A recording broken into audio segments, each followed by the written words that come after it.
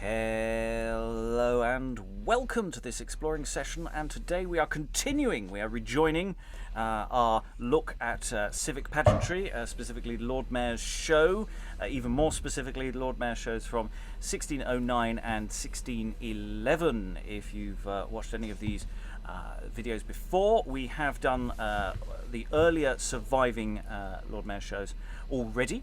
And also, we've done the one after what we're doing today. That's also already been done. After that, we'll go in chronological order, and like there's a system, which we are endeavouring to invoke now as questions emerge about the way these plays, these entertainments, these pageants are put together. And I'm going to be increasingly asking for quite specific questions about where things happen, and increasingly I'm hoping over the next few videos to start invoking maps and things in a much more specific kind of way. We're going to do a little introduction on the route before we read the first text from 1609, but before that I will invoke all the wonderful readers today. So we have in the room, we have Greg. Introduce yourself. Hi, I'm Greg, and I'm from Stratford-on-Avon or Berkshire, depending on when you're talking to me. And also we have Eric. Eric, do introduce yourself. Hello, I'm Eric, and I'm looking for the precious. Pardon? We'll move on. Moving on to Liza. Introduce yourself. Hi, I'm Liza, and I don't have the precious. Don't look at me. If you do, I'll go invisible. And also we have joining us Angela. Andrew, do introduce yourself. Hi there, I'm Angela. I'm speaking from London, but I'm a historian from the University of Warwick. And finally, joining us, and Greg and I can wave props as she introduces herself, Tracey, author of Pageantry and Power. This is not a sponsored item at all. At Honest YouTube, please don't do bad things to us. Tracey, introduce yourself. Hi, I'm Tracey. I'm here down in Bath at the moment, although I rather wish I was in the City of London. But hey. And I'm your host, Robert Crighton, and I will endeavour to guide us through these two texts. The first is a slightly fragmentary text. Sadly, we don't have the whole of the pageant, and to a degree, we never have the whole of the pageant. We often only have little bits and pieces in terms of.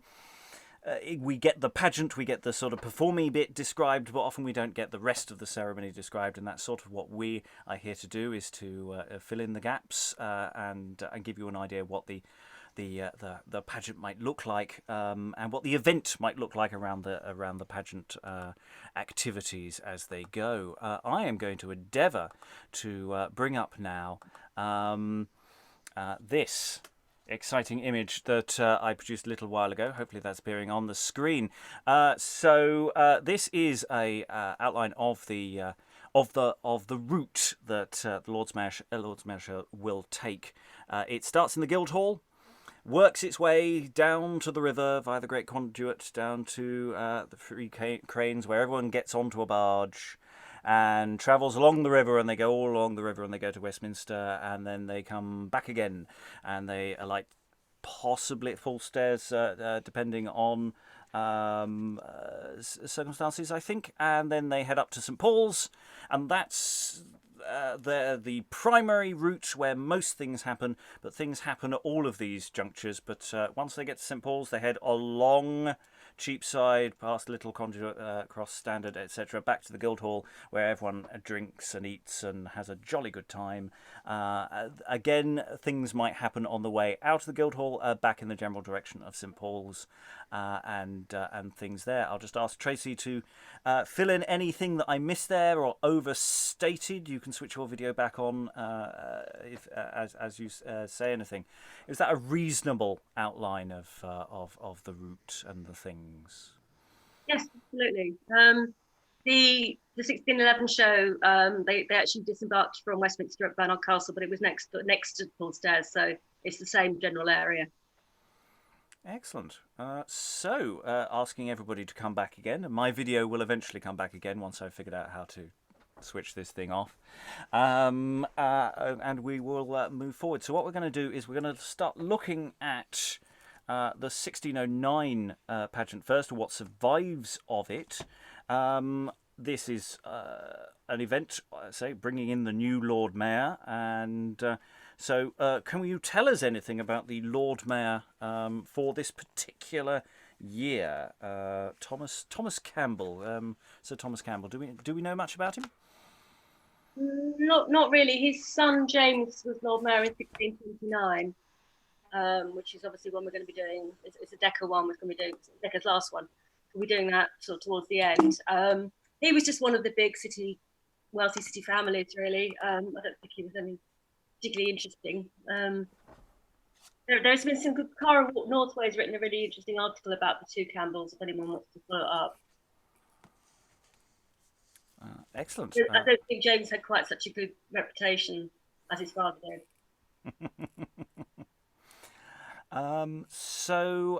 We have this text. It's fragmentary. It's not desperately long. It's mostly description, so we're going to dive into it and try and figure out where it all fits within the general activity. There is some dialogue, but there isn't, or speechifying that occurs, but it's quite late on. So I'm going to ask Liza first, if you could just do the first paragraph, please. You are muted at present, so... The first paragraph that we have of description. Yes. Campbell, or the Ironmonger's Fair Field, 1609. In a goodly island, styled Insula Beata, or the Land of Happiness, we suppose that true majesty holdeth her government. This island is round and girt with rich rocks of gold ore and chrysolites, the main ocean also running naturally about it, wherein coral, amber, chrysites, and the other rich gems of the sea do show themselves, as glorious embellishments to the rocks. There, in a golden field or garden, imagined of the nature of the Hesperides, where all the trees and fruits are of pure gold, do we erect Majesty's watchtower, which, being square, consisteth of very artificial columns, arches, cornices, friezes, and other skilful architecture, but the whole body thereof being so transparent, as both she and her royal attendants may be easily therein discerned. And I'll ask Greg to take up the next two paragraphs, please. In a rich throne, which supporteth 3 imperial diadems, sitteth a beautiful nymph, attired aptly to her high state and dignity, in whom we presuppose the person of majesty. She hath a costly veil of gold tinsel on her head, and there upon her crown imperial, a mound in her left hand, and a golden sceptre in her right. Directly before her, in a place answerable to her worth and merit, do we seat religion, in a virgin vesture of pure white, veiled round with a flame-coloured tinsel shadow.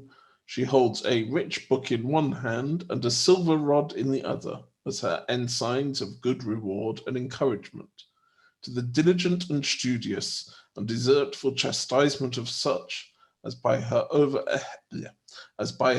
overheady zeal or too cool remissness shall dare to disturb her laws and instructions. And Angela, if you could take up the next 3 paragraphs, please, actually.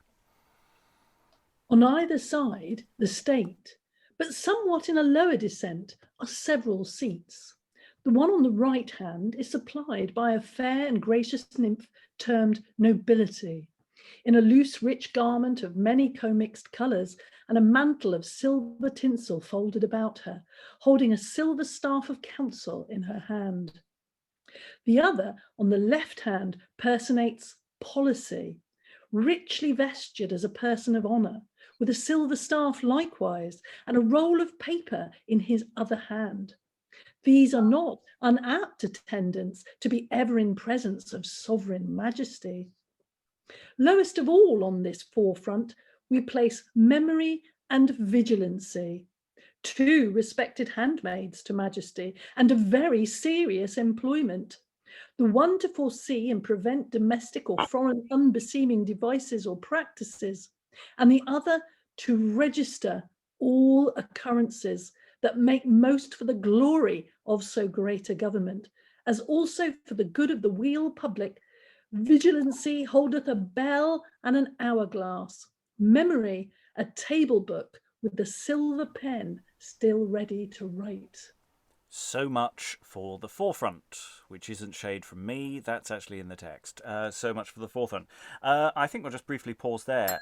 So I'm assuming that this is a descriptor of the actual physical structure that is part of this pageant. I don't know. I'm asking this question genuinely without knowing, because sometimes we have in these texts elaboration on themes or ideas rather than necessarily the physical reality. But does this feel like a physical reality? Thoughts from the room about what's going on here? Liza.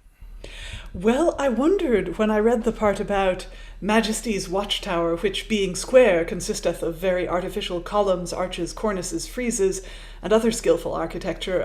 I wondered if that was a description of a structure that was part of a set, a sort of, I'd pictured in my mind a sort of square gazebo type structure, because it says, you have to be able to see into it. You have to be able to see Majesty and her attendants.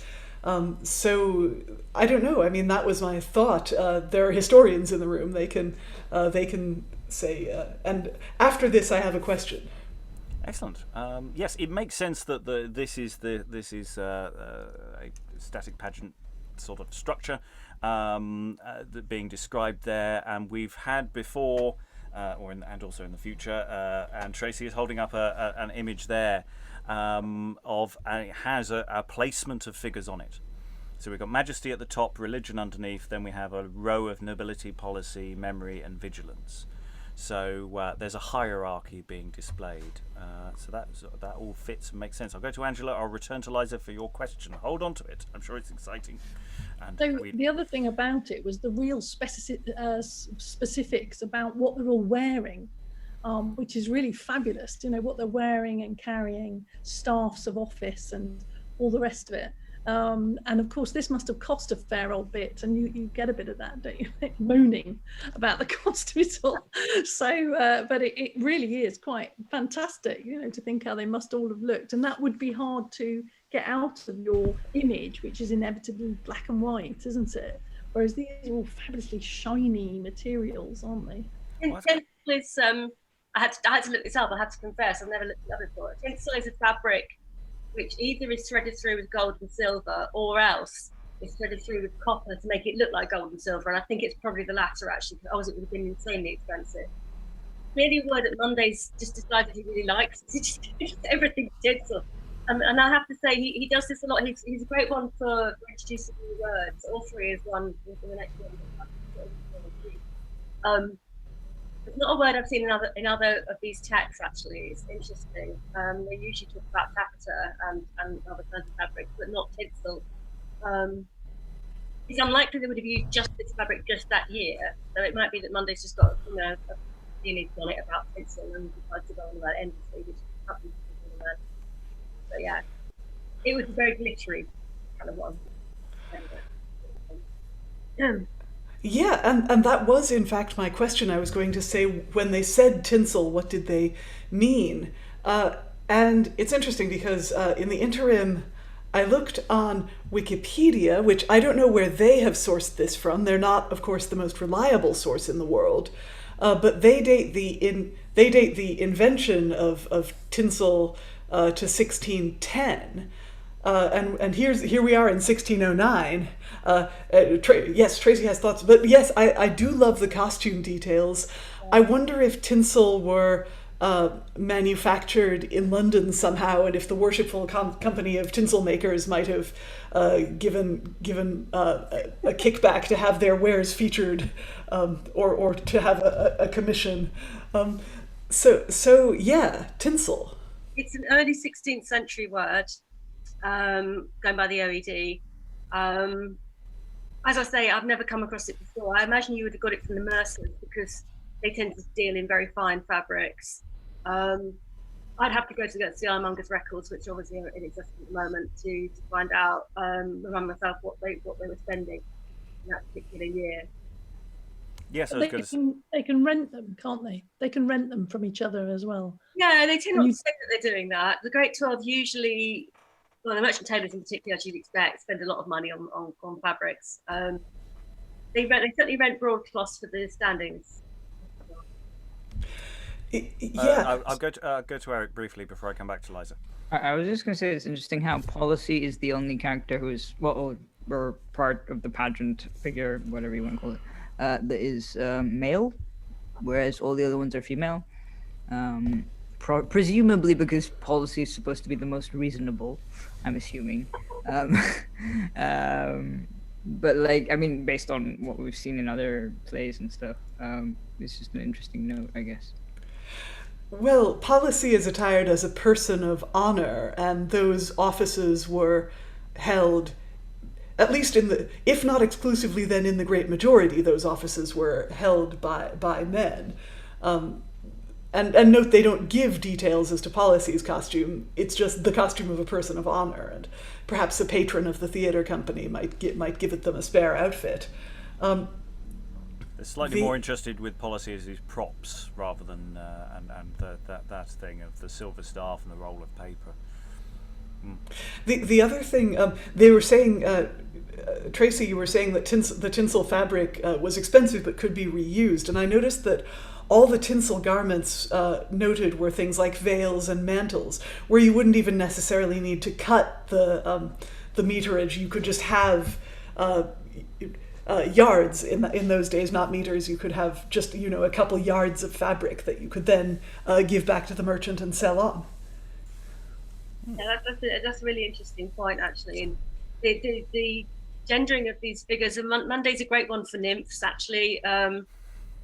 I don't know, they are more likely than not to all be boys, but there is always a possibility there may have been some girls. And I've got a hunch that the companies that Munday worked for did sometimes employ girls. It's really hard to say, actually. Well, wasn't there the account when we were looking back at Van Whedon, or is that his name? Yes. Wasn't he talking about there was some? No, that was backstage. He was talking about the pretty. He was always obsessed about finding pretty girls. I'm surprised. I can't remember. Did he note that in the pageant? There's something about the girls on one of the devices. Actually, I'd have to check. Angela. Well, I was just going to say that the muses are all female, and a number of these are muses. So memory is clearly Cleo for a start. So perhaps you have to have female figures in some parts, and then. But it's interesting with things like Policy and Vigilance. Those are not standard classical figures. So it's interesting that one of those is then male. I do think that's very interesting indeed. That's the case. Majesty is not a proper job muse either, is it? So it's kind of interesting how they're mixing it all up. It's absolutely right. It's the usual kind of Munday mixture of kind of classical, historical, and stuff that is much more relevant to the city context. They all do that. Liza, then Eric. I'm not sure Memory would be Cleo. Memory herself, Mnemosyne, was the mother of the muses, and I think it's just as likely to be a personification of her. I was just going to say that it's also interesting where the colors that are attributed to each office, sort of like religion has a white, what's it called, what was it? I read it. A vesture of pure white. Yeah, a vesture of pure white, and then veiled around with flame-colored tinsel shadow. It's like, okay, well, what does that even... I mean, not in terms of costuming, but what would that signify? I assume the flame-colored tinsel would have been on a base fabric that was black and perhaps even sheer, or a little bit sheer.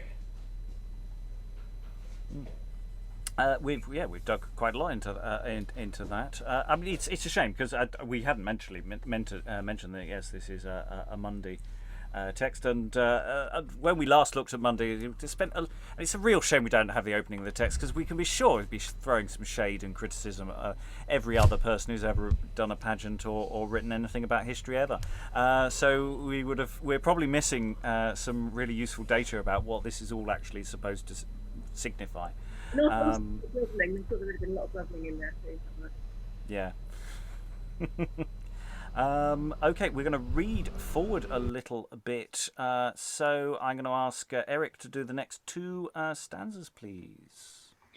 In the most eminent place behind, and back to back with sovereign majesty, we seat that ever-blessed companion of all royal kingdoms, tranquility, a nymph of gracious and majestic presence, attired in carnation, which, with the rich tinsel veil likewise upon her head, a branch of palm in one hand, and a fair chaplet or wreath of flowers in the other. Aglaea, Thalia, and Euphrosyne, those three gracious deities in whom are figured cheerfulness, peacefulness, and happiness, are seated according to their several degrees and condition. The first in crimson tinsel, the second in willow color, and the third in purple. The last sitteth in a golden cave, holding a fair shield wherein fame triumpheth over death. The second holds another shield, wherein eternity treadeth upon hell and the devil, and the first hath her shield wherein time sits sleeping, his hourglass laid along and not running, and his scythe broken in two pieces, alluding to the continual beatitude of Majesty's triumphing, which neither time, death, nor hell shall in our best wishes have power to alter. And Tracey, if you can read the next paragraph, please. The whole island and tower of sovereign majesty we suppose to float upon the calm sea of discreet and loyal affections, being round circled with immovable rocks, first of duty to obey the command of sacred majesty, next enriched with the wealthy treasures of strong power to offend any insulting foreign enemy, and to defend from the insolence of homebred treachery out of these rocks, as good thoughts do daily arise out of loyal hearts. In diverse places are to be discerned the issuing forth of those harmless serpents called lizards, by which Pliny, Gesner, and other writers are said to breed in the rifts of rocks. But according to Gardanus, Matthiolus, Solinus, etc., they hold them to breed in iron mines. And in that regard, as I guess, the lizard is given as crest to the arms of the Ironmongers Society, which inciteth me rather willingly thus to make use of them as sporting and playing in the sunshine of this royal happiness. That's the Munday we know and love. And, Liza, next paragraph, please. The sea, as hath been said before, round circling this island and tower, which seemeth to float in a ceaseless motion, we order 4 Nereids or Tritons to dance upon the billows thereof, at the several corners of the island. In them we figure those 4 seas that naturally do engirt this island of Great Britain, as the German Ocean on the east side, the Irish on the west, the Scottish or Albanian on the north, and the Gallo-Belgic or French on the south. These Tritons, with others of their younger brood, do play upon instruments, as if they answered one another in echoes and pleasing reports. In brief, this whole relation and circumstances thereto belonging is but a moral type or figure of His Majesty's most happy and gracious government, which heaven bless with unaltering continuance. And there's the grovelling. Yes, all sorts of things there. I don't know even where to start. Who wants to has any thoughts to jump in with? Eric. Well, it seems to go from like description, like the whole where everyone is sitting, like Aglaea, Thalia, and Euphrosyne, and so on and so forth, into sort of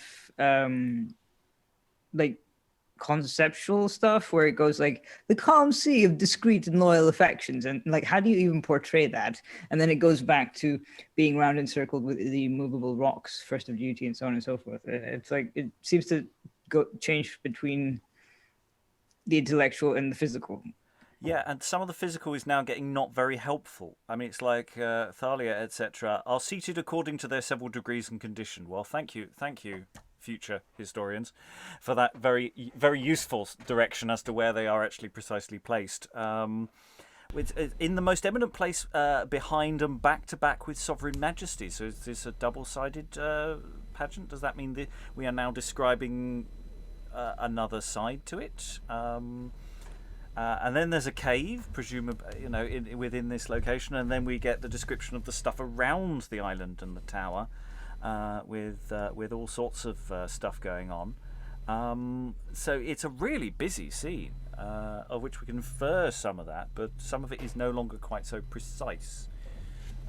Thoughts on that? guesswork about the serpent called lizards. Of course, the lizard is a salamander. I'm surprised you didn't know that. Maybe you just thought salamander is not a word. But that's a reference clearly to the Ironmongers.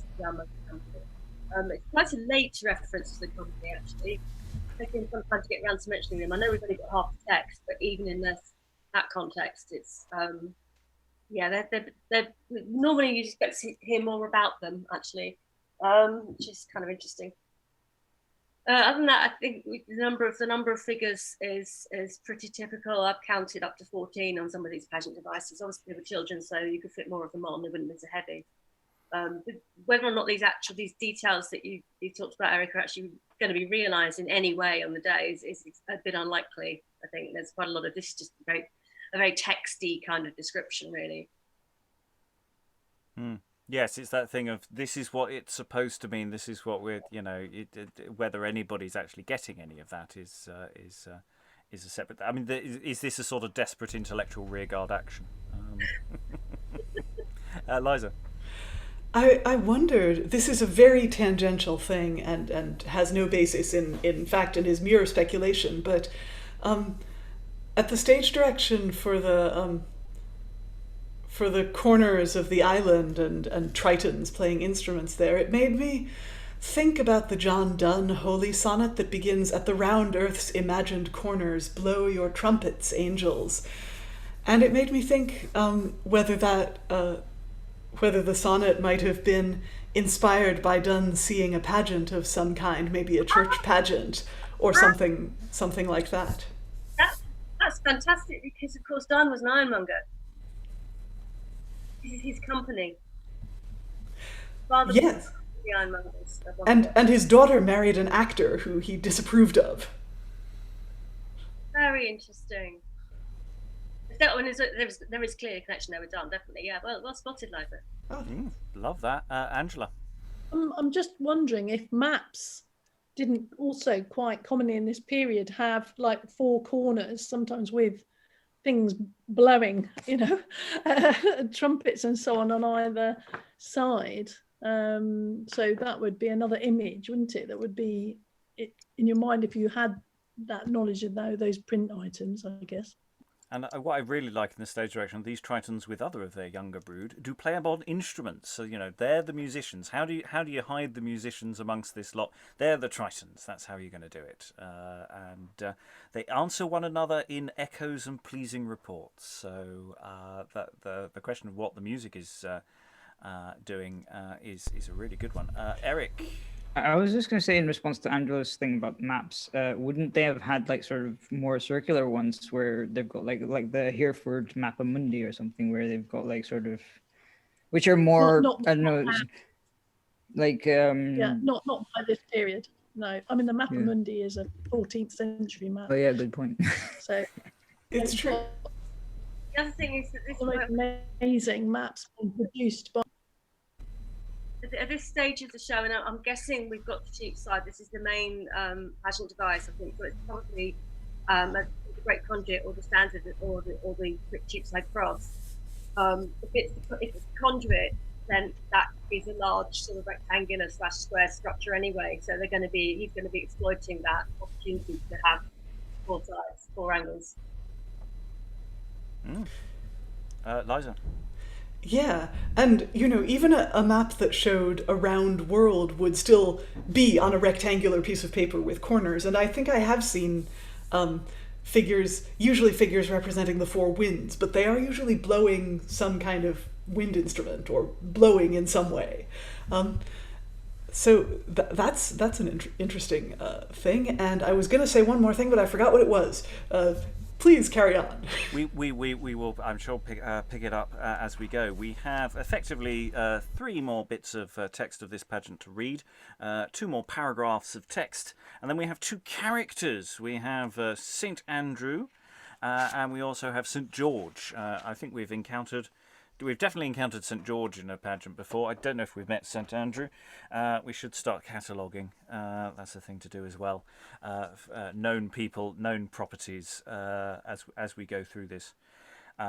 as we go forward. So I'll say, Greg, if you can read the next two paragraphs. Eric, if you could be St. Andrew, and Angela, if you could be St. George, and we'll just run to the end now. I think we're into the home straight. To acquaint the Lord Mayor with the relation and meaning of both these devices, and yet with such brevity as so busy a day doth conveniently require, we have made election of the supposed shapes of Great Britain's two champions, St. George and St. Andrew, united now in ever-during amity, St. George worthily mounted upon his conquered dragon, and St. Andrew on a goodly unicorn, armed at all points as best becometh them.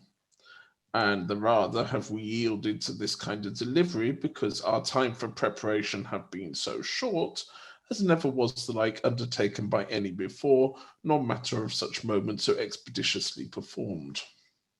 Besides, the weak voices of so many children, which such shows as this do urgently require for personating each device, in a crowd of such noise and uncivil turmoil, are not any way able to be understood, neither their capacities to reach the full height of every intention in so short a limitation for study, practice, and instruction. In regard of both which weighty enforcements, the two imagined champions, being men of action and audible voices, do on behalf of that worthy company, at whose cost and charge all hath been performed, in as brief a method as can be desired, express the full drift and intent of the whole day's triumph. Honourable Lord, this first device, had it but a tongue whereby to express itself, would use this or the like language to you. It derives its own best conceit from the borrowed character of your name, Fairfield, and your name, being Campbell, doth argue and express the very same. It is a field wherein, besides the goodly trees, fruits, and fair fountain that gives it ornament, you may discern a far fairer embellishment. Those 7 royal and unparalleled virtues that are this life's best glory, and the future's crown, do make it seem a field of heavenly happiness. For beside their own endowment of worth and excellence, delivered in their several names and natures, they appear, in hopeful presage, to foretell or prognosticate 7 gladsome and fair nourishing years of comfort, to extenuate or wipe out the remembrance of those 7 and sad and disconsolate years past. For in their heaven-born natures they declare a true sense and feeling of those woes, wants, and calamities, which so long time hath lain heavy upon the city. And therefore with this your rejoicing day, beside their presence in person to honor it, they do elevate their divine souls in sweet hymns, paeans, pleasing songs to heaven, that their hope may succeed in happiness, their expectation in the largest fullness, and their desires to be granted endless. That, as Fairfield begins our mirthful day, so ne'er more may fair comfort all fall away. What have I to say, worthy Lord, must likewise be short and suitable to this serious day's business.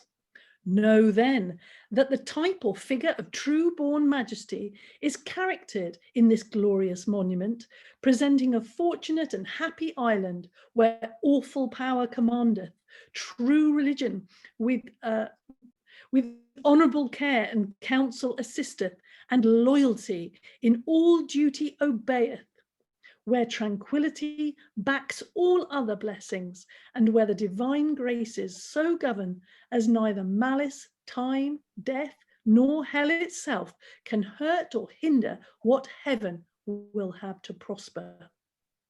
The seas do round and girt it, as the German, Irish, Scottish, and Gallo-Belgic figured in those Tritons, living in that watery element, but loyal hearts, spirits of courage, and hands inured to war or peace are the best walls about it, as defensive against invading envy or homebred treachery, as offensive to any hot spleen of malignity. So much for this. And now, honourable Lord, I am to salute ye from that kind and no less kind than truly worshipful company of ironmongers, of whom by freedom's affinity you are a worthy brother. How their love to you declares itself apparently this day, I spare to speak, because that every eye plainly discerns it. And let me tell you, did their number hold lever with other societies or carry correspondency in the best helping matter, their bounty should hardly have gone beyond the best. And yet they come now but little short of precedent examples. In a word, their hearts, purses, and all are yours, but much more their love, which goeth beyond all. So worthy Lord, if you accept but what is done this day, be yours the honour, so they bade me say. And that is that. So many fun things in, again, we've seen a dragon before, St. George riding mounted upon his conquered dragon, St. Andrew on a goodly unicorn. We've had a unicorn before, so there is a possibility of some stock material being used there. I'm just loving the shade that's potentially being thrown here. Am I interpreting that just by, as brief a method as can be desired, besides the weak voices of so many children?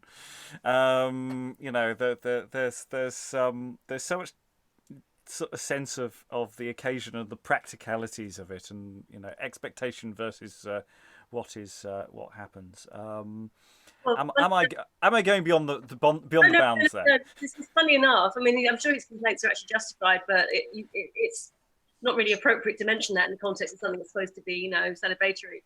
That only the 1618 Mindmongers show, he was actually hauled in before the master and given a massive telling off for having under-rehearsed children who no one could hear, and second-hand clothing, and he was in big trouble, and some of his fee was withdrawn, and of course, then there being Munday, he defended himself and blamed everyone else and all that kind of thing, but he was in a lot of trouble with the company. So he clearly hadn't learned any lessons from 1609. And then later on, towards the end of that passage, he actually says that the Ironmongers haven't got very many members, and they aren't very well off. So tactless, even by his standards. And just on a practical note, so if we're assuming that this whole pageant is essentially a static element somewhere along Cheapside, the Lord Mayor approaches it, and then Andrew and George address him either. I don't know. Are they moving on a separate thing? I'm assuming that they are effectively physically separate from the actual pageant as it described at great length. Do we think is that the way it would work? They are they're sort of presenter figures. I think Munday uses this quite a lot. They appear to be. They're probably mounted on disguised horses, disguised as a unicorn and dragon accordingly. And they're sort of talking to the mayor and kind of explaining what's going on. The suggestion that Munday makes in the second of those paragraphs, I haven't got much time, bloody, blah, we wouldn't have used such a thing if we didn't have little time. I suddenly thought the last time they had a St. George and a St. Andrew was when James came to the throne in 1603. So they may have reused these devices from the material, the entertainments put on for James a few years previously, kind of suggesting that they're kind of being reused, and it would have been entirely feasible they were. Because maybe we can infer from the missing piece that all the stuff that we've just had described is related to dialogue the children would have said, but we don't have, and then we have two men who can be heard among the crowd. Just in case you missed anything, we've made sure that there's a St. Andrew and a St. George who are good, solid, loud chaps doing their full Brian Blessed. Again, step on me if I'm over inferring. Eric? It just sounds like that sort of element that the game plays where it's like, yes, they are coming very loudly and quiet, and sort of as if they're trying to tell the actors what to do, basically. It's like but without actually maybe even undermining them to some degree, where they just kind of go, yes, my friend is coming, I hear the players coming, I hear them coming, and they're sort of still coming, but yeah, it sounds a bit like that in my head, at least. We need to move on to the next pageant in a moment, but just a brief on the actual speeches of St George and St Andrew. Any thoughts from the room on those as speeches, and especially those saying them, Angela? Well, I'm interested that basically you just get a repetition of what's already been described.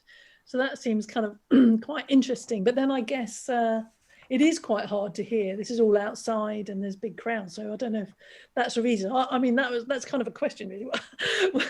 Why are they just repeating everything? But the other thing is that St George, definitely, I mean, it was really interesting hearing what you said about Munday getting into trouble in 1618, because here, it seems to me he's complaining about the meanness of the ironmongers, that they're poor, that they haven't given him any time. He hasn't been able to rehearse his kids. And so he's having to rely on these two guys who are, acting as champions so they can be loud. But so what is the situation? I mean, were they a poor company? No, not really. No, I mean, he's a great one for kind of jumping in holes and digging and digging and digging and just kind of carrying on digging and then digging a bit more just for the hell of it, and then digging some more. People tell him to stop digging. I mean, I don't know. I mean, maybe he didn't have a very good relationship with them, and it might be coming out. He's a great grumbler anyway, but that might have been coming out there possibly. There had been a hiatus. This is the interesting references to the kind of years of hardship thing. The 1605 show, which we did, when was it, Rob? About 4 million years ago now, yeah. Probably, was the last kind of full-scale Lord Mayor's show before this one. So there was quite a gap, and there was all sorts of issues to do with dirt and plague outbreaks and stuff like that in those intervening years. And I think, I've never been able to actually put my hand on this, but it's said that James himself actually said to the city, I want to see a return to full pageantry. In 1699, that was the year in which that happened. So there might have been a kind of reference to that as well. So there's probably all sorts of things going on there. Some of them are just Munday being a psycho. It's just what he's like. James the First, the Boris Johnson of the 17th century.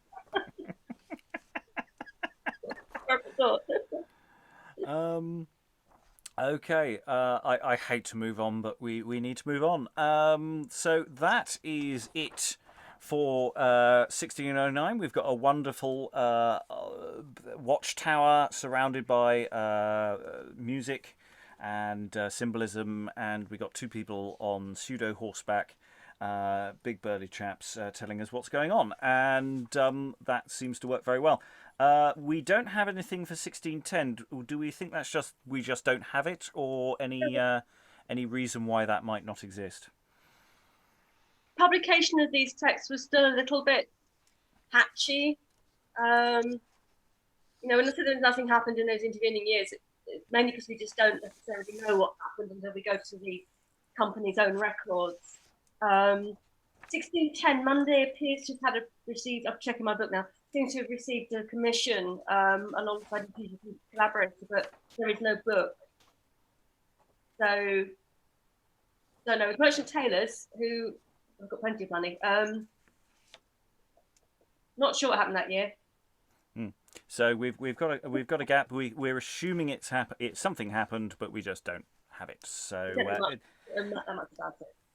But it looks like that was Munday again, and the following year, 1611, it's still Monday. So it's always Monday here at the moment. There will be a bit of a Monday break, but he will return severally further down the line. But we're going to dive into 1611 now. So the triumphs of gold, the inauguration of Sir James Pemberton Knight in the dignity of Lord Mayor of London on Tuesday, 29th of October. Actually, didn't state that earlier. Yes, it's the 29th of October. Are here all the time. Sir James Pemberton, do we know anything about this particular Lord Mayor? Anything exciting?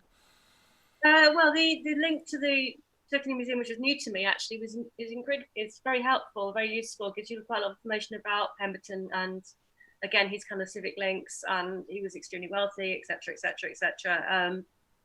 Munday clearly had some kind of connection with him beyond this show, because he wrote his epitaph, which was a kind of sideline he had when he wasn't writing, garrulous pamphlets or civic pageantry. He did turn his hand to pretty much anything.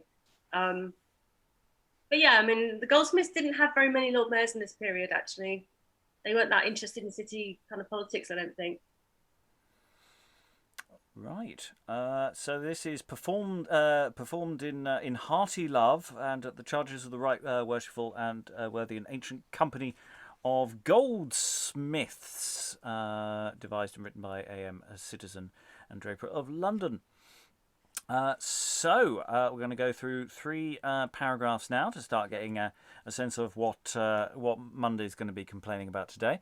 So I'll start with Greg, then Liza, then Tracey through those 3 paragraphs, please.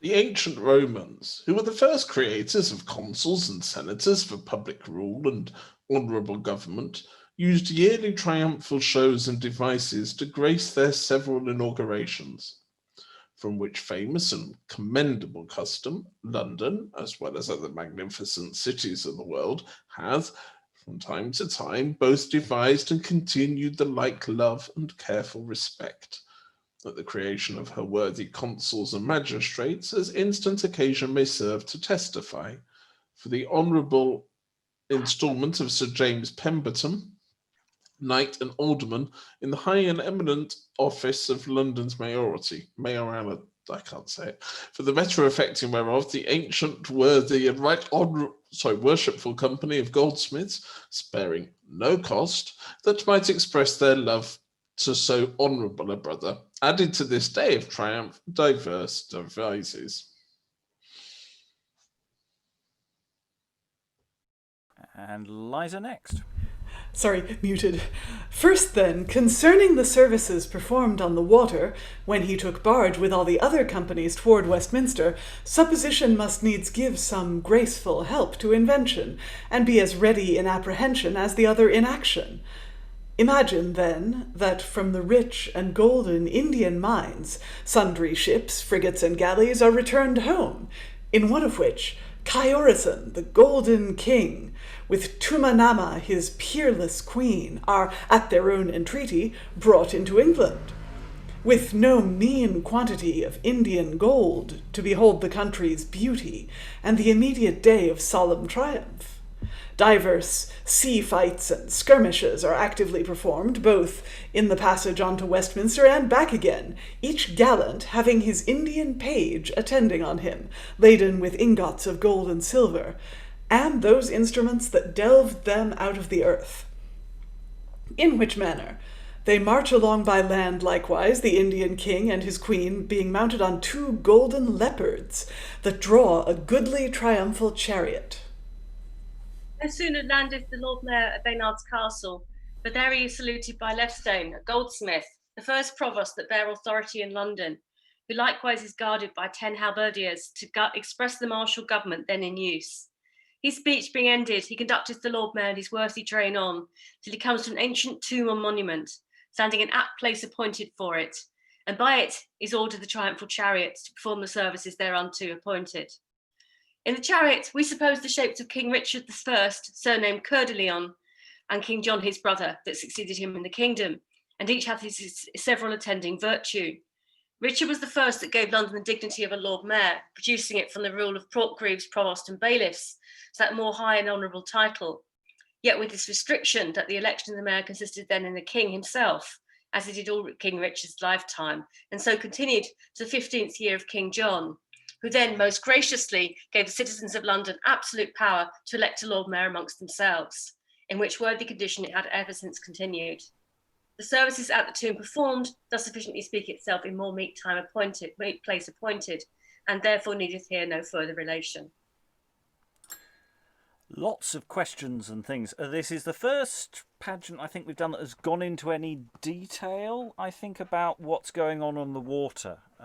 We've had, I think, reference vaguely in passing that, they go on the boats and stuff happens. But this seems a lot more, goes into a lot more elaborate detail. So diverse sea fights and skirmishes are actively performed both in the passage on to Westminster and back again, but also this detail of march along by land likewise. I'm wondering about that detail. Are people trying to stay in parallel along the sides of the water? What do we think is going on in that? I think it's where the water show devices just disembark and just join the land procession. Right. So that's that. So when they land, they get off and they march along likewise as they were doing when they're on. Right. So okay. So it's not a parallel thing. Excellent. So I want to make sure there are no ambiguities. I'm doing this in my mind like a stage manager, trying to figure out which element goes where and why, because otherwise bad things happen.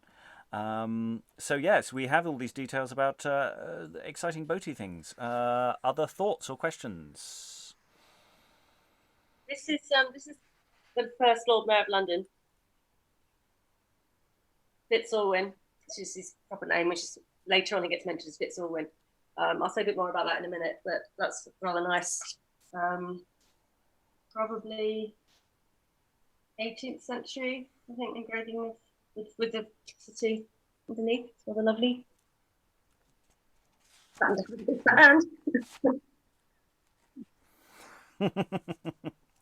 And we've also hit with the text this element that it's going to describe things that we will get text for later on, or may get text for later on. So we've got a note of his speech being ended.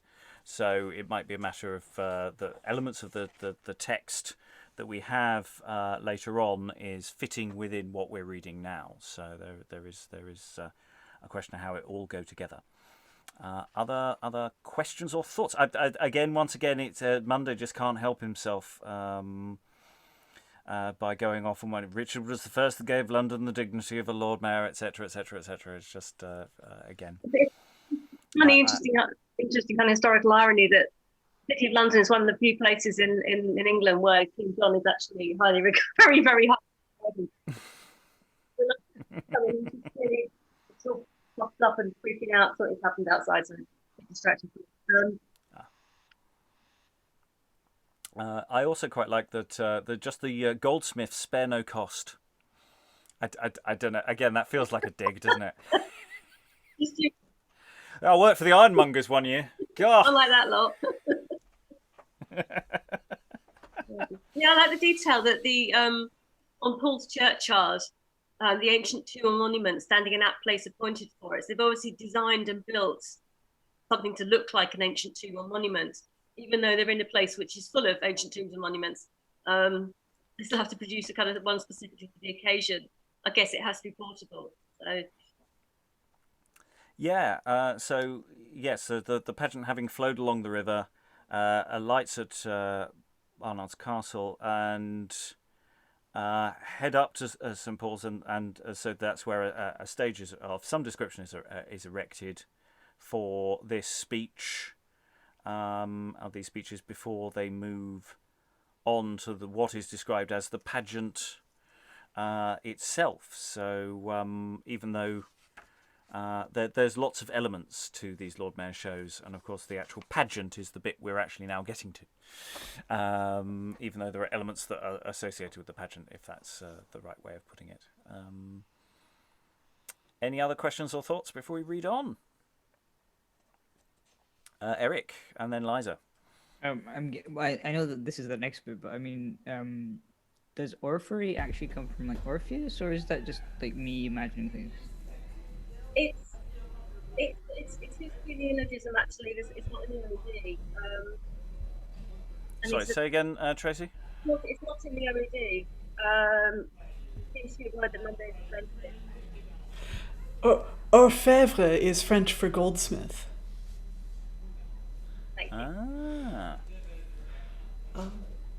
Lovely. I guess from or gold and fair or fabricate. something like that. I spent don't speak ages Latin. sort of faffing around with it, trying to figure out what is it orrery? I nearly changed it to ordery when I put this it's- together, and I thought I'm going to leave it as orphery. Yeah, the text speak for itself, and then someone grabs something that works. Yes. Yeah. Sorry, Liza. The other thing I just wanted to mention, and again, the historians in the room will have probably a more solid idea than I do, is the introduction of figures from the New World or from the Indies, which really could be anywhere in the global South. And I don't know whether this might have been tied to a visit of actual people that might have taken place in the preceding year, or some notable event where ambassadors or royalty from, for example, one of the gold mining African states might have visited.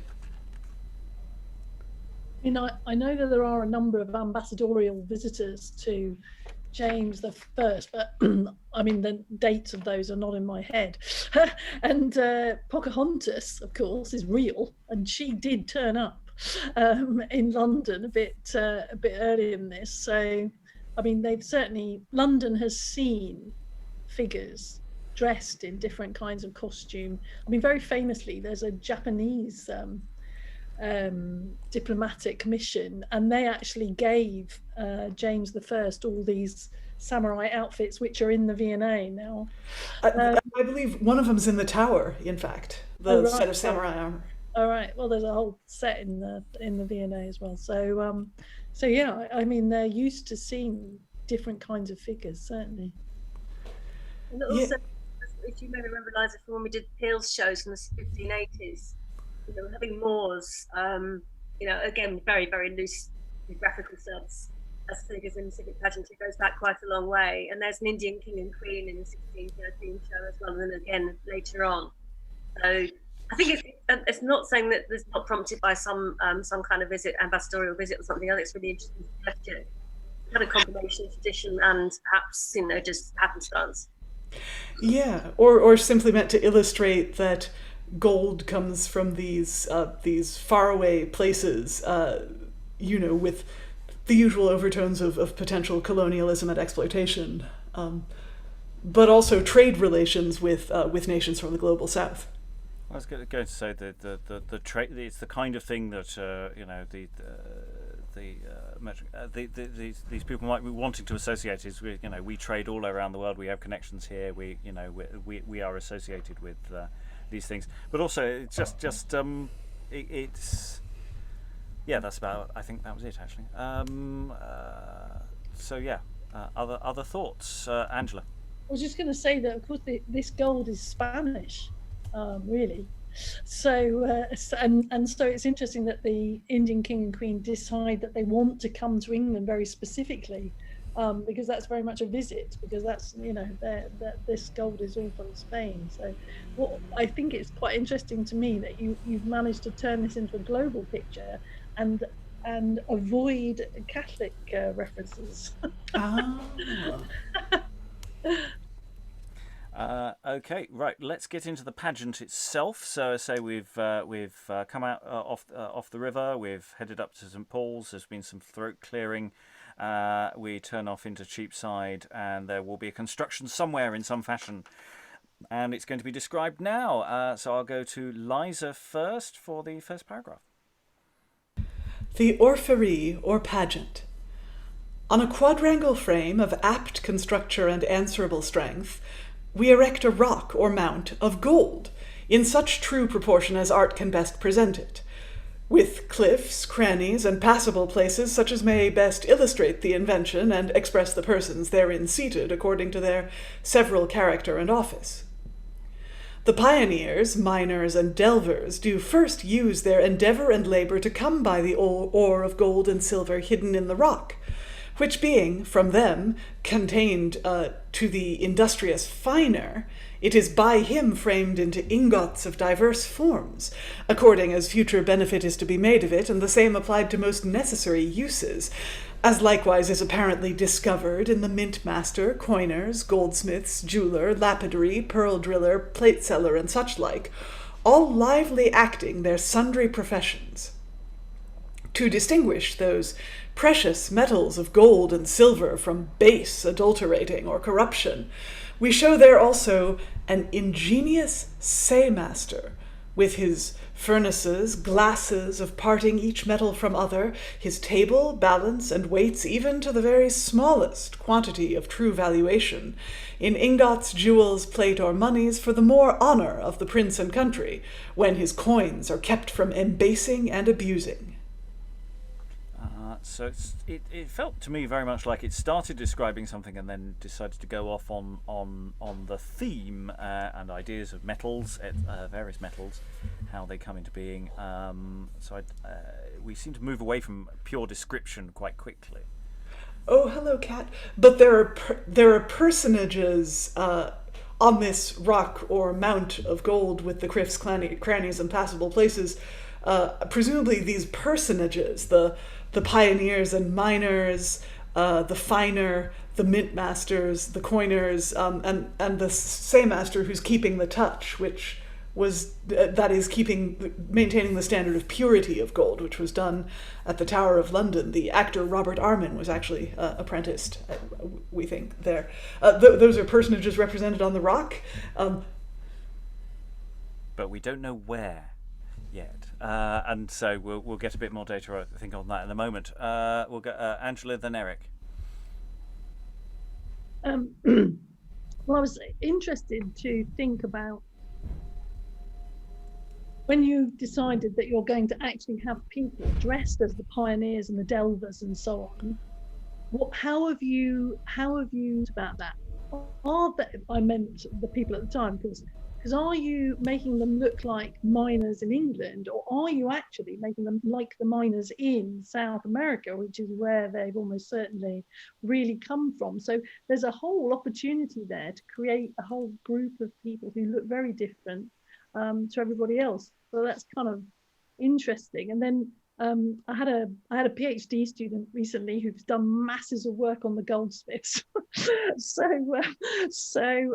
it's interesting that they are always want to know about their work and all the different kinds of work that they do. And the sayers are not just at the Tower of London; they're actually in the goldsmiths as well. There's a separate workshop there for that. So this is kind of really fundamental, because going through all the different kinds of memberships that are part of the goldsmiths company. Yeah, excellent. Eric. Well, it's very clear. Monday's done his homework about that company in the way he hasn't done for the ironmongers. Something about the lizard and all that, and then goes on to talk about at length about the great friendship between the goldsmiths and the fishmongers, because he does that the other way around in 1616 when it's a fishmongers show. So yeah, there's more. He's more kind of committed to it in some ways. I don't know. I was just going to say that this listing thing that is going on just reminds me of what we did last week with the Philologus telling you the same thing 10 different ways. Yeah, maybe that's just me. I had trauma.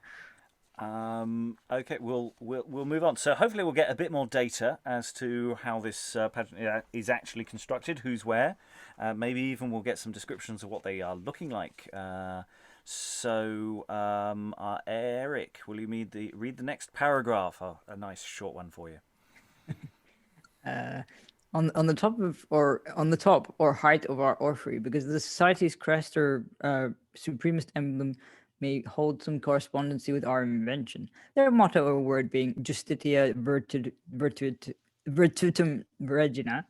As queen of all other virtues, we figure Chthon or Vesta, mother to Saturn, and called likewise Terra, the breeding and teeming mother of all gold, silver, mineral, and other metals, and seat her in the chiefest sovereignty. On her right hand sits Chrysos, gold, her eldest daughter, and Argidion, silver, the youngest, richly suited according to their several natures and qualities.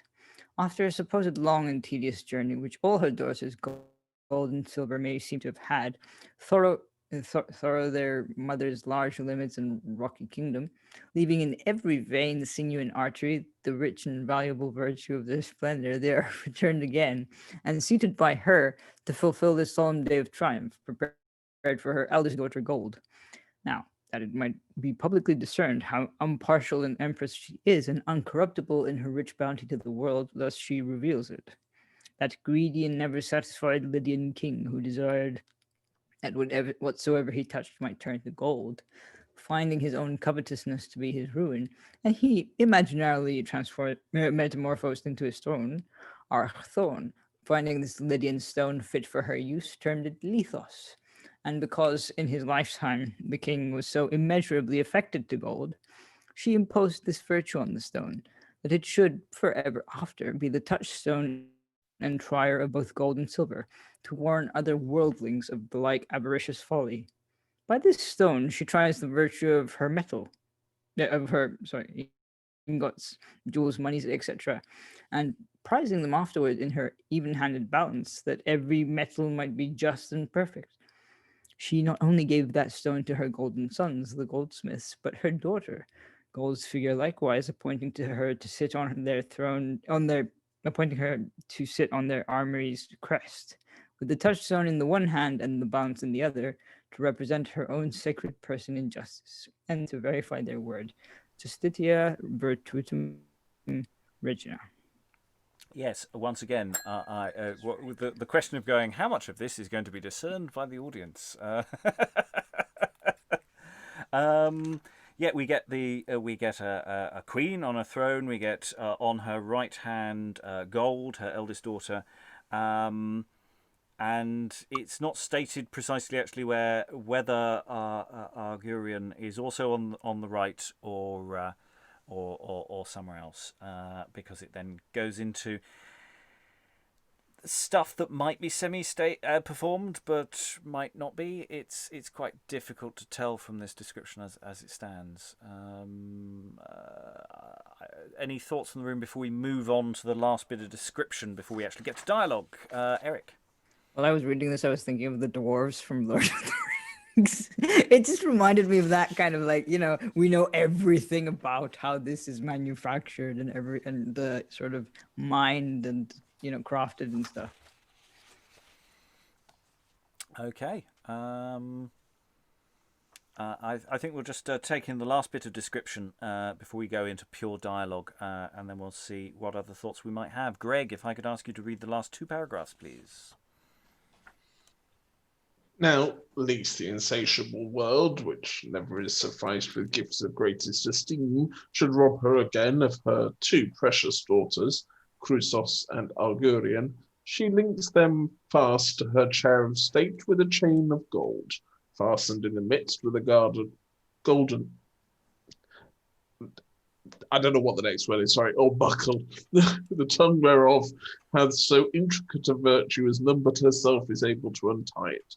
On them also do attend 2 beautiful ladies, Peloponia and Menemae, Antiquity and Memory, who make discovery of Empiria, or grave experience in the goldsmith's ancient profession, by the imagined character of learned Dunstane, who being Bishop of Worcester, London, and Archbishop of Canterbury, had no little delight in the art of goldsmithery, and shows himself now, as then, acting that profession. The emblems going before this orrery, a merman and a mermaid, each quartered with a golden unicorn, do figure the long-continued love and amity which, time out of mind, have held between the goldsmiths and the fishmongers, as time, in his speech for that purpose, more at large declareth. And indeed, we're going to get that in just a moment. But it's nice to know that there's a good amity between the goldsmiths and the fishmongers. And that we get to see the merman and mermaid that we've had again previously. Again, all these regular characters. One imagines almost the audience, the people on the street going, Hey, it's my favourite. Yeah, I always love it when we get the. Yeah, I don't like that one. It's getting a bit tatty this year. Oh no, it's Goldsmiths. They'll spend money.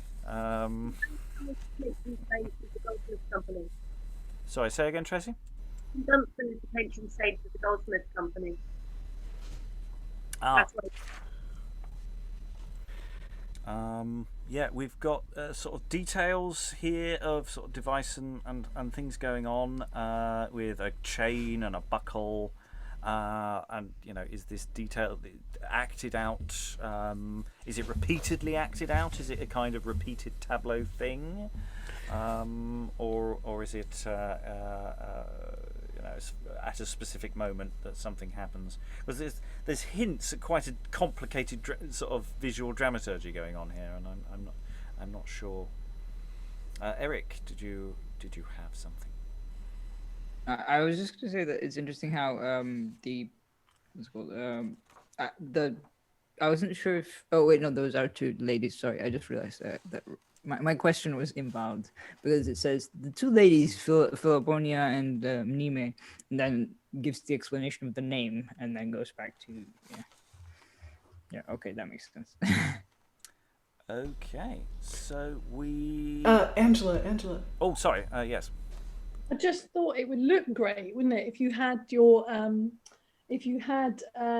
your justice sat on her cart being pushed along with these two women chained with gold chains walking along beside. I mean, that would look quite spectacular, wouldn't it? That would be pretty good, unless they're all on carts and all having to roll along together. That would be. Well, so the impression this is giving that this is some kind of single unit thing where all this stuff is happening on it, whether it's moving or not. It seems to be. It's suggesting that it's something quite solid, but then it's just suggesting it needs to look solid rather than is solid. Sorry, Liza, I stepped in. Oh, just that the whole thing of the earth and the two daughters, gold and silver, sort of reminds me of the play Eastward Ho by Johnson, Marston, and Chapman, which is 5 or 6 years before this, 1605-ish, where the family at the heart of the play is a goldsmith named Touchstone, with two apprentices, Golding and Quicksilver, who want to marry his daughters, and seeing the metaphor in the preceding paragraph, the metaphor of the touchstone. Touchstones were often used as a metaphor of things which prove the quality of other things, or people who prove the quality of who try the quality of other people. That is, to test them to see if they are true gold. That's So that's a really interesting. I don't know. It interested me. Okay.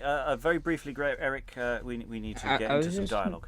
I was just going to say that it's interesting how this paragraph, like the on top of the height of Orpheus and now at least the insatiable world, those paragraphs sound a lot like they're trying to explain the origin myths, like of how, like if this was a film, this would be like the origin story of a superhero or something, or of their craft, kind of. Like it. Okay, we have now a series of speeches and dialogue-ish type things, and we're going to basically let this run as it goes.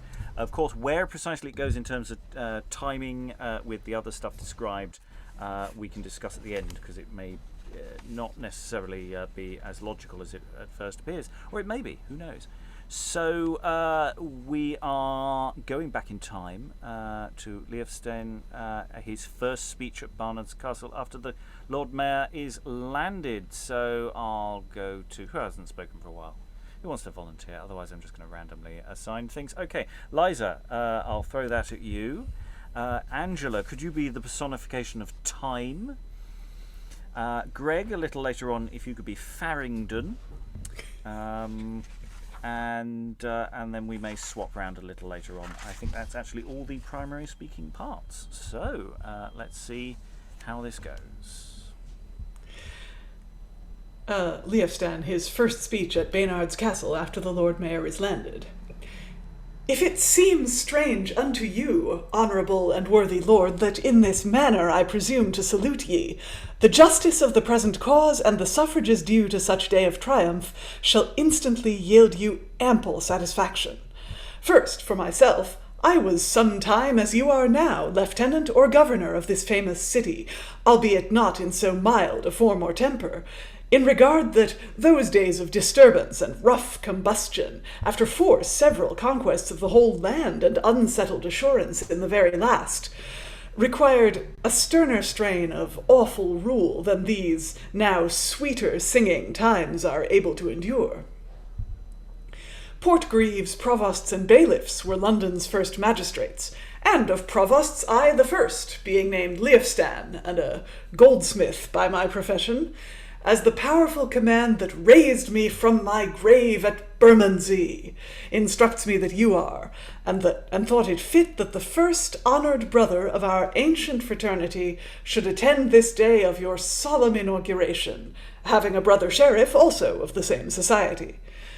For these, my followers, that attend me now as in my time of authority they did, hostile still to London's enemies or rude disturbers, but peaceful to all her friendly lovers. Then, honourable lord and brother goldsmith, seeing time privately tells me that he hath further employment for me in this your day of triumph, as best occasion shall give way thereto, here ends my first salutations to yourself, and these grave senators, your worthy brethren, whom in my time were styled by the name of doomsmen, eldermen, or judges of the king's courts, and were then assistant to me in care, counsel, and fatherly providence for this city's good, as these reverend men have been to others, and now will be the like to you. And so I leave ye to your further progression. And indeed the mayor progresses to the speeches at the tomb. Leofstan, I charge thee stay. What art thou that darest bar me of my way?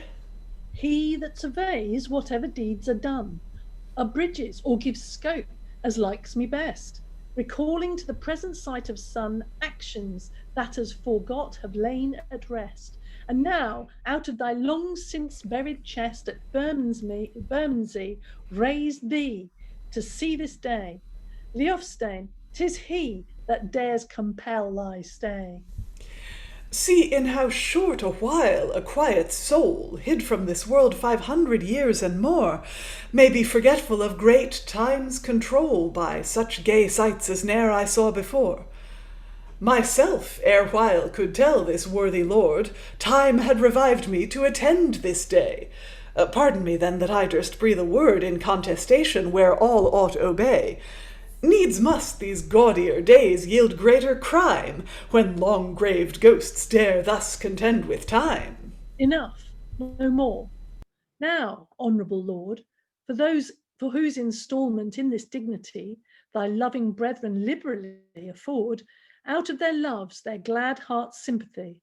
And what may else thy triumph dignify, as thus I turn my glass to times of old, so tune thine ears to what must now be told.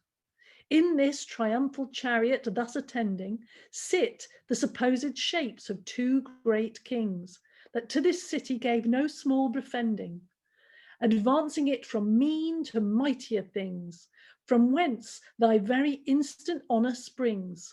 For where before stern martial regiment bare sole command, grew this grave government. Richard I, surnamed Lionheart, for his undaunted courage and great mind, when in God's cause he played a champion's part, in fair Judea, where the pagan blind in God's house would his more merry have shrined, and full defaced star-bright Jerusalem. This royal Richard foiled his forces then. But ere he undertook that holy war, this city, his chief chamber, did he grace with dignity beyond the former far. For Portgreaves, provosts, bailiffs held best place, such and no other then was London's case, till he bethought him of a Lord Mayor's name. And so the title of Lord Mayor first came. And shall I tell thee what that first lord was? A goldsmith of thine own profession, Henry Fitzalwyn, Fitzley of Stane, of honourable race, judicious, learned, and of such discretion that even by Richard's own direction, all his whole time he held the state still on, and so until the 15th of King John, which did exceed full 24 years that this grave goldsmith held authority of the Lord Mayor, as by records appears. 19 whole years this style of dignity came from the king. But then, most graciously, John gave the citizens free leave to elect yearly their mayor, whom best they should respect. 5 years, each after other, till they chose that grave Fitzalwyn to his dying day, when he was called hence to blessed repose. Then justly may we be thus bold to say, 400 years and 3 the Lord Mayor's sway hath held in London under their command, who still assigned that office to their hand. How many goldsmiths have enjoyed the place were needless to recount. Yet here sleeps one, whom in this urging an important case, he being goldsmith too, and long since gone out of this world, old Nicholas Farringdon, 4 times Lord Mayor. I may not well omit, because I think him for this triumph fit. These gates he built, this ward of him took name, and 53 years he did survive after his being first mayor. What plenty came to greet his days, with former times did strive, and ne'er the like as when he was alive. Arise, arise, I say, good Farringdon, for in this triumph thou must needs make one. And time striketh on the tomb with his silver wand, and then the tube station Farringdon ariseth. So we'll go from the stage direction. Who was Farringdon? I was, sorry. You were Farringdon. So Farringdon, arise, please. Astonishment and frightful wonder shakes and splits my soul in sunder. Cannot graves contain their dead where long they have lain buried? But to triumphs, sports, and shows they must be raised. Alack, God knows they count their quiet slumber blessed, free from disturbance and unrest. I know it well, good man. Yet look about, and recollect thy spirits free from fear. Note what thou seest. Once or where may I suppose myself? Well, I was, if Farringdon mistake it not, that ancient famous cathedral, hight the church of blessed Paul, and that this ward witness can, once thereof I was alderman, and gave it mine own proper name. I build these gates the very same, but when I note this goodly train, he clad in scarlet, it should say, and soothly too that these are they, who watch for London night and day. Grave magistrates, of which fair band, when second Edward swayed this land, 4 several times the chief was I, and lord of London's mayoralty. As by the bearing of that sword, it seems that you are London's lord, to whom becomes me lout for low, old duty yet, methinks I know. Turn now thy glass to instant day, and let old Farringdon thee pray. Good time resolve him, what is he, graced with this day of dignity? O brother of the goldsmith's company, whose virtues, worth, and special love of all hath raised unto this high authority. Moreover, note how fit his lot doth fall, that time should likewise at this instant call a sheriff of the same society to bear a part in this solemnity. See how the brethren of that worthy band abound in love and liberality to grace this loyal jovial day. On tiptoe stand their jocund spirits, joying mutually in mayor and sheriff of their company.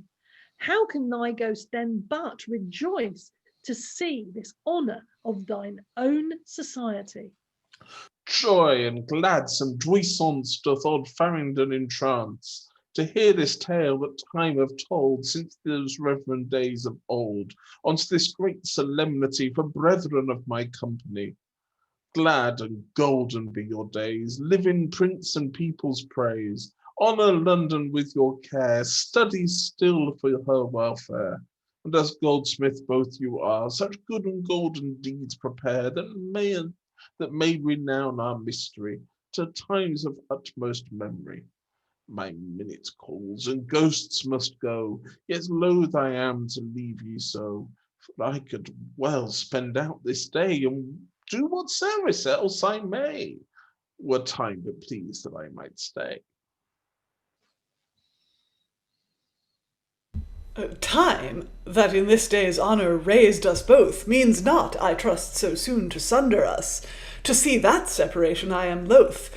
Be then to both so kind and gracious, that we may wait upon this worthy man, and do him yet what service else we can. You have your own desires. Go, Farringdon, there in that chariot is thy place, prepare it. Here I, as coachman, mean to guide ye on, so long as well our respite may be spared. On, then, away, for we have held ye long, and done, I doubt, your worthy guests great wrong. And there we'll just pause briefly. So we've gone from the river, we've headed up, we're at St. Paul's, as they mentioned in passing, that famous cathedral, Church of Blessed Paul. Look, it's behind me there, where Farringdon turns up. I mean, all this detail with Farringdon and time in the preamble isn't really very clear that any of this kind of stuff is quite happening. I mean, or is happening as it does. It's quite interesting. Thoughts on Farringdon and time, Liza? Quick question for the historians. When they say speech at the tombs, whose tombs were they? I don't know. Yeah, because they've erected a fake tomb, haven't they? Amongst for us to rise out of, and yeah. The iconography of time is going to be also pretty similar. He has a winged chariot. Time flies on wings, and at the end, time offers to take us with him in his winged chariot to the next station of the pageant. Yeah, I don't remember that bit being mentioned earlier either. 5 years later, we have William Walworth, this very famous fishmonger, Lord Mayor, being raised from a tomb. It's something Munday clearly likes it as an idea. I'm particularly taken with the attempt to write a sort of a medieval English with Farringdon's speeches, just to kind of reinforce how old he is. Well, I wot, famous cathedral height, the Church of Blessed Paul, and so on. He clad in scarlet. Yes, and both of I think we've got some rhyme royal above, and then we have some tetrameter, and both of these are, of course, used by Chaucer and other medieval poets so that's quite fun. I do like the alternation between those two. And they're again constantly noting things around them. This goodly train clad in scarlet. So that's the procession. That's all the people around. In their finery. So again, by linking what they're saying with the stuff that is physically happening, because again, that difficulty of being heard as well. We can assume that these probably are decent bellowing chaps, but maybe not. Other thoughts, Angela? It's just interesting that they've really gone to town, because they've not only got the mayor but the sheriff as well. So it was worth putting in a few extra quid into the whole event. So they're particularly thrilled about that, aren't they? Because sheriffs are also elected officials, aren't they? They're the Lord Mayor's deputies. And in normal circumstances, you'd expect the sheriff to become Lord Mayor within a matter of a few years. But actually, it didn't seem to have happened, because there's not another Goldsmiths Lord Mayor for a very long time. So, all right. I don't know what happened there. All right.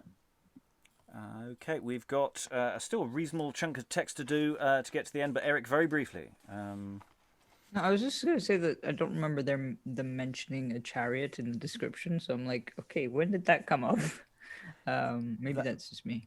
Yeah, that opening description is very undescription-y. It's, it does say they stop here. It does say that they're spoken to this person, but there's very little mention of some of these specifics that we're now getting out of this dialogue. So, it's a matter that actually one of the jobs I want to do is to sort of merge the two to build a better ordering of all the events, rather than getting one presentation of all the events and then another presentation of the events, which is how they're laid out here. So I'm quite interested to see how that all works together. We're moving forward. I've left the map up on my screen deliberately because as we're working our way through the pageant again, give you a sense of where we are. So Leifson's speech at St Lawrence Lane, that's basically parallel with the Standard, I think. So on the map there, that's where they've now reached. They've gone from St Paul's and they're now at the Standard, and that's where we can probably assume that the pageant is set up. That was semi-described earlier, and we'll see if we get more description from Leofstan coming up. We've got Eric, if you could read later on coming up, Crusoe Thyrambus is coming up, so that's another role to be read. I don't think I gave that earlier. So Leofstan, continue, please, at the Standard. That's here, my lord? Yes, indeed. Here, my lord, my charge was limited to describe this rich and beauteous monument unto ye, with all relations thereto appertaining, but time hath told me that guests of great state and honour are come to feast with you, and the least delay now may be both offensive and troublesome. Therefore it is referred to more apt conveniency when we with much better leisure may attend ye. We'd love to do some stuff here, but time's moving on. Guests are waiting.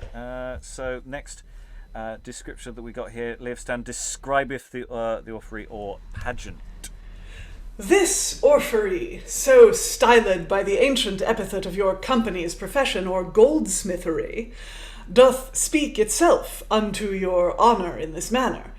Here do the miners and pioneers delve into the earth's entrails to gain the ore both of gold and silver, and having attained thereunto in plentiful measure, the ingenious finer purgeth him from his first nature and shapes him into ingots of variable form, according as his art best guides and instructs him. From him these precious metals descend to divers other dexterous artisans, as the mintmaster, his coiners, and divers others, who make them to serve in public passage for general benefit, both in coin, plate, and jewels, as occasion best discovereth the just necessity. Being brought into these variant substances to preserve those pure refined bodies from base adulterating, the essay master or absolute trier or of either's virtue makes proof of them in his furnaces and of their true worth and value. So are they commended to sovereign justice, attended by her gracious daughters, gold and silver, who bountifully hurl abroad their mother's treasures, after she hath yet once again tried them by the touch of undeceivable perfection. The rest that do sufficiently speak themselves in their distinguished places as the jeweller, lapidary, pearl driller, goldsmith, and the such like, your eye of heedful observation may spare their further relating. Only I may not omit these two virtuous ladies, Antiquity and Memory, who present in apt place grave judgment or experience in the goldsmith's ancient faculty, by the supposed shape of venerable Dunstan, a man sometime very practic and so well skilled in goldsmithery as, notwithstanding his more divine profession being Bishop of Worcester, London, and lastly Archbishop of Canterbury, delighted therein to his utmost date of life. And now we have some additional dialogue, whether that's following on or not, we'll find out in a second. Time, Crusoe, Thyrambus, and Farringdon speak next. So much for that. There Leofstan make a pause, till time have certified this honoured lord concerning these fair emblems, and the cause of their combining in this kind accord. The argument doth instantly afford the ancient love and cordial amity between the fishmongers and goldsmiths' company. At feasts and solemn meetings on each side, a fishmonger and goldsmith, hand in hand, have long time gone, and nothing could divide the rare continuance of that loving band, which doubtless to the end of time will stand. And therefore these empresses are thus born, the one's fish with the other's unicorn. Yet let no censure stray so far at large to think the reason of that unity makes fishmongers support the goldsmith's charge, and their expenses shared equally. No, 'tis the goldsmith's sole society. That in this triumph bears the purse for all, as theirs alike, when like their lot doth fall. Their loves herein may not be thought the less, but rather virtual and much stronger knit, that each to other may the same express, when honor in each science makes men fit on such a seat of dignity to sit. Then Peter's keys with David's cup of gold may freely march together uncontrolled.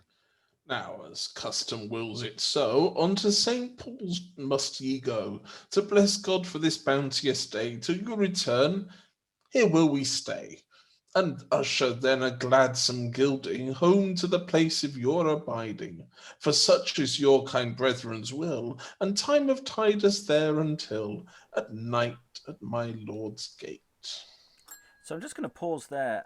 We've got a little more text to do to close. So it's that question of Livstan sort of saying when they're at the pageant, I would explain this all to you now, but we'll do it at more leisure. So is the next speech effectively, is that as part of when they've gone to the Guildhall and they've as a separate later thing when they're all in a much more happier place? It just seems that it's, especially with time and etc., feel like they're following on from his speech, but they're also saying we're going to move on to St. Paul's again, because which is a sort of post-feast kind of thing. I'm sort of raising question. I'm not sure about how all this fits together precisely temporally. Thoughts?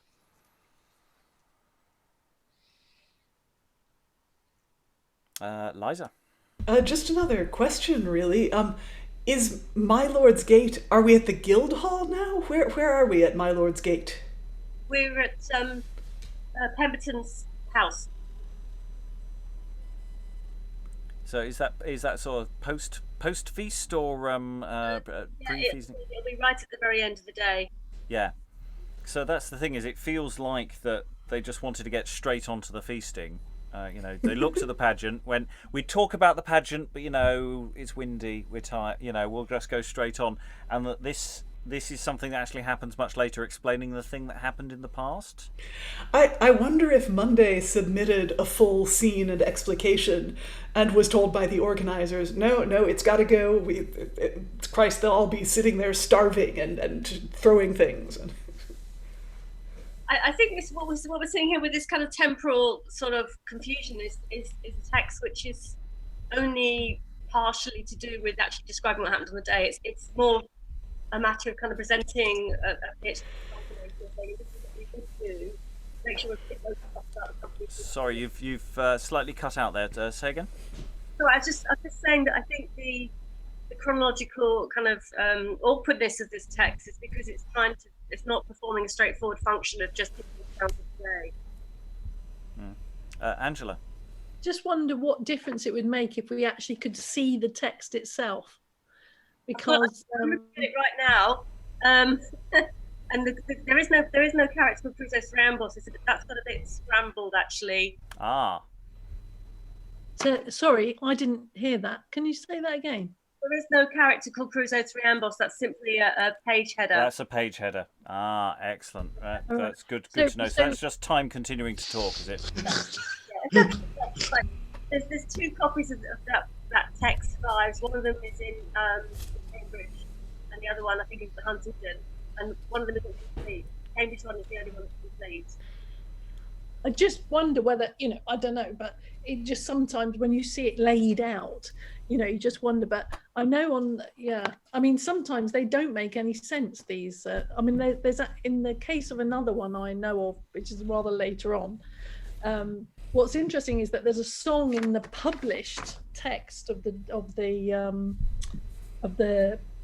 pageant, which, when you look at the broadside version, makes total sense, and it makes no sense at all in the pageant pamphlet, interestingly.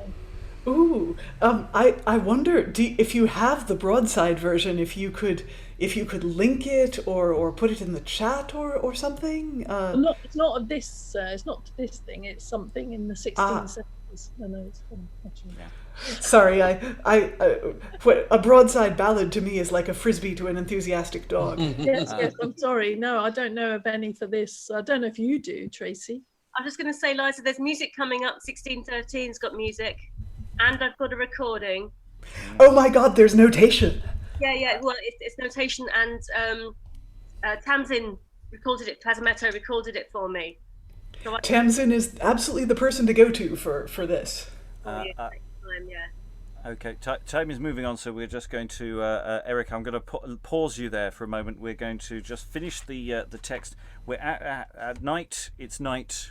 Everyone's eaten, and we're at my lord's gate. So we've got another speech from Leostan, and we've got Time, and we've got Farringdon again. So all our three favourites, all speaking at the end of play. Thus, honoured lord, have we duteously attended ye till time appointeth our departing, who hath tutored Leofstan's tongue how to take his leave, with some remarkable observations not altogether unfitting your attention. First, the day of your election, falling out in such strange manner as it did, exceeded the memory of man to speak the like. And yet, notwithstanding so great a snow, sleet, and rough wind, at the very instant of your choice, the sun did as readily thrust forth his golden beams to gild the instant of your inauguration, as hearts and hands did cheerfully applaud it with free and full confirmation.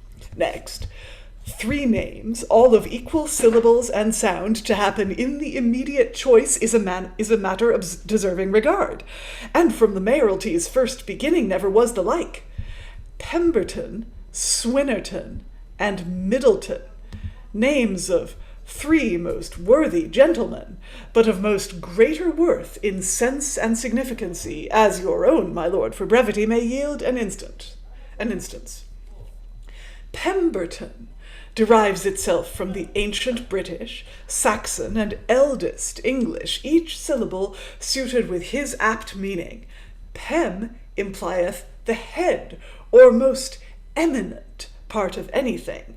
Burcht beareth the character of bright shining and radiant splendor, and ton hath continued the long-known word for any town or city, as most shires in England to this day doth deliver the expression of their towns, as London, sometimes termed Ludston, or Ludstown, may serve as an example.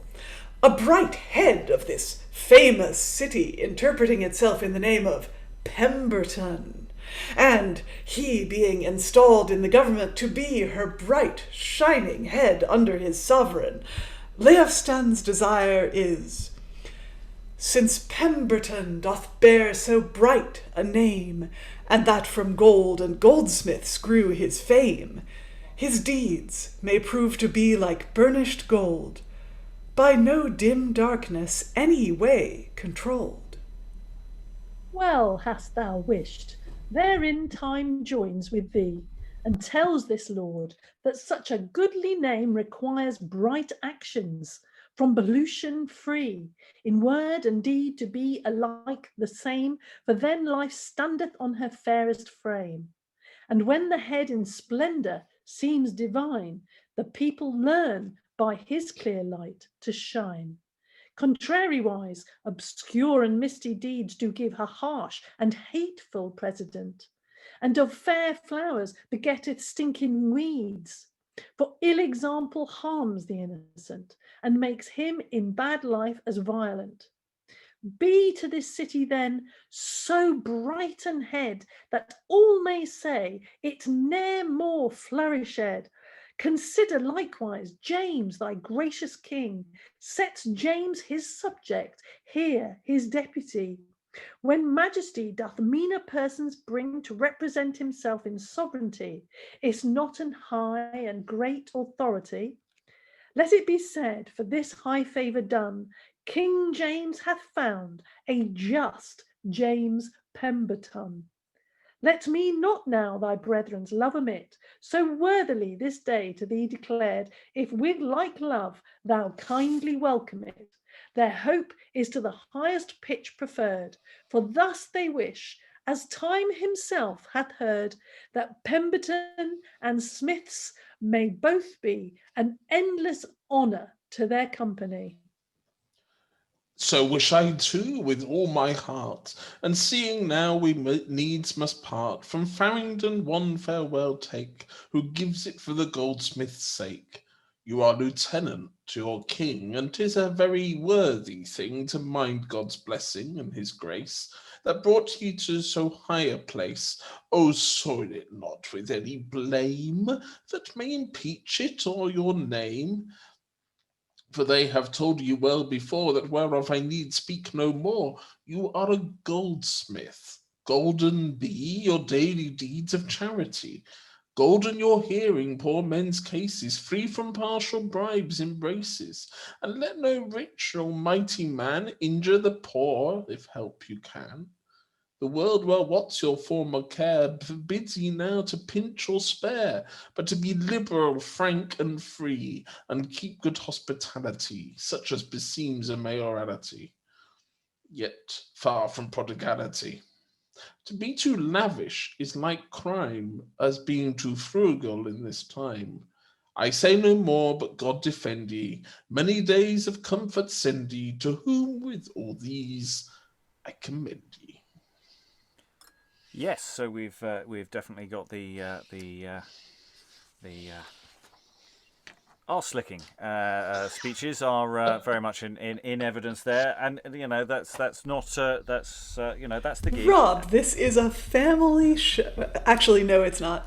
No, it's not. Yeah, but that's the gig. I mean, you are there to, and it's nice. He's turned off the tap of shade that he's able to write in other elements of the text, the published text. But obviously, this is the spoken text, and of course, you've got to say nice things to the people paying you. That's the gig. But two different characters tell him not to do bad things. I wonder what sort of character this Pemberton was. I think, to be fair, we've had that before. And that goes back to the way plays in households functioned as well. You're there to give advice and counsel to the head of the household. In this case, you're giving it to the new Lord Mayor. So there's a conventionality to this, which is going back actually a really very long way. Wait till you get to Middleton if you want. There is outspoken. It's different scale altogether. Eric, your hand's been up variously, so I apologise. I was just going to say that it was interesting in the previous section where we had the what was it? Something about the fishmongers and the goldsmiths are friends, but we're paying for all this, so just in case you forgot who's paying, who put all this together. That was quite fun. I was just going to say on that front, that as well as make sure you're good and not bad, in this one, we've got a real emphasis on hospitality, making sure that you're spending your money, you're, bringing good things to London and doing good things for everyone. Whereas that definitely wasn't there in the Ironmongers. So we had no hope of them whatsoever. Whereas here, he's really kind of like emphasizing the importance of hospitality. So it is, just because we happen to have these two texts together, you just can't avoid that comparison, can you? Eric again. I think it was in one of the historic plays that we did. Was it Troublesome Rain? I can't remember. it's affected me so much. Anyway, or one of the other ones about Edward. Anyway, yeah, it was we were talking about how the Lord Mayor was expected to entertain basically and sort of run an open house, and I was wondering if that's what is being referenced here. Yeah, very much so, definitely. 1620, we'll probably come to that one eventually, but 1620 Lord Mayor Francis Jones basically scarpered because he couldn't afford it. Before his term was up, he did the runner. Yes, and the plays we're talking about there, they're the Edward IV, which plays a lot with various city figures, and also the wonderful Apprentices of London. Way. Yay! Who fight valiantly in the defence of the city, etc. Okay, we are very much approaching the end of our session, so we've managed to pick over some interesting things. There's, as ever with these pageants, as Tracey was mentioning earlier, that sense of these texts are not always giving us a particularly clear idea how the whole event functions. There's so many gaps. There's so many things of just give me a precise, when we've had two descriptions of the pageant itself, but we've got these miners and pioneers, and they go to the finer, and that goes to the mint master, and that goes to the SA master, that goes to the sovereign justice on the throne with the daughters gold and silver, and then we've got lots of other people as well. But how that is actually framed and structured and visually put together is really unclear what the pageant actually looks like. We know what the bits are, and it's quite difficult to see from that. Like the last one, we had a hierarchy. It was quite clearly delineated, and that might work for elements of this, but it feels more linear and sideways than it feels uppy, if that makes sense. So it's really interesting how that might function. Tracey. Sorry to block it in. That's probably as much a kind of a relic of the fact that this is what we would do, kind of document as much as anything else. So he's giving himself wriggle room, I think, as much as anything else. So in terms of us trying to grab hold of this, there's lots of room for interpretation as to where we might put things. But we're still relatively early in the process. More information that may feed back and forward across these texts as we go may add. Any other additional final thoughts from anyone who wants to leap in? No, it's a Monday. A text with much Monday on a Monday. So that is it for 1609 and 1611. We have already recorded 1612. So we will be jumping ahead to, I'm assuming 1613 is the next one. So hopefully we'll be coming back to that next week.